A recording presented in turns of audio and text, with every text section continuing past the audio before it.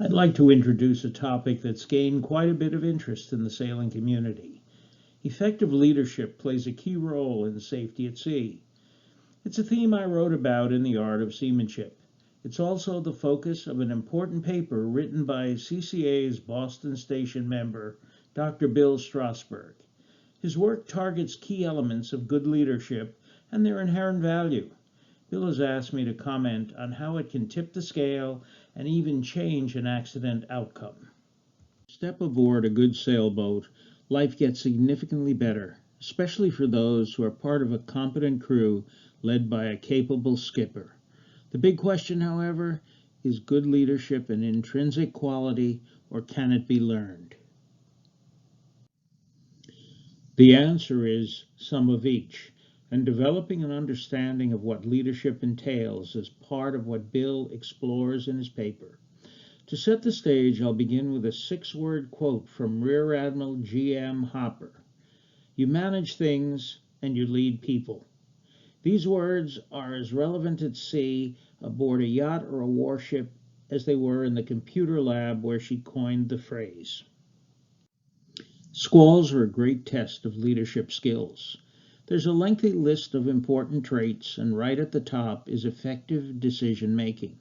Subset of decision making involves what you know and how it applies to the situation at hand. Equally important is the ability to motivate the crew. And taking those squalls in stride goes a long way in motivating any crew. Risk management is more than a gambler's forte in playing the odds. It's understanding what's associated with changing wind and sea conditions and awareness of the vessel's strengths and limitations and the implication they hold for the crew. It's important to keep a two-way dialogue in play. This includes during those fire drills. Whether you're a big boat sailor racing to Bermuda or Hawaii, a one-design coastal sailor, or a cruiser on an extended ocean voyage, prior planning and preparation makes sense.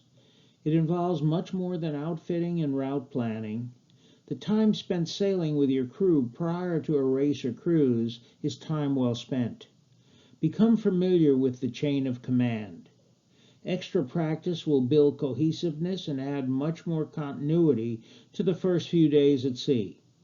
Be sure to fit in some overnight sailing and headsail changes as well as MOB, man overboard drills.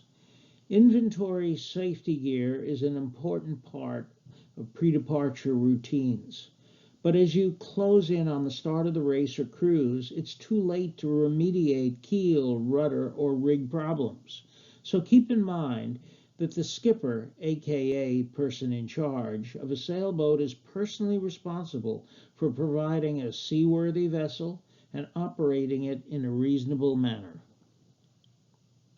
When it comes to safety practice, the skipper needs to take an active role. Whether it's an en masse attendance at a hands-on safety at sea seminar, or an afternoon on the bay and a set of man overboard drills, the entire crew needs to be fully involved in the training. After the on-the-water practice, an all-hands debrief of what worked and what did not can become very useful. When all is said and done, the skipper is the leader and owns the show. When things go right, you take the trophy home. When things go wrong, the responsibility lies in your hands. So, good leaders implement effective risk management practices, and things are more likely to go right than wrong. Fair winds, safe sailing. Cheers.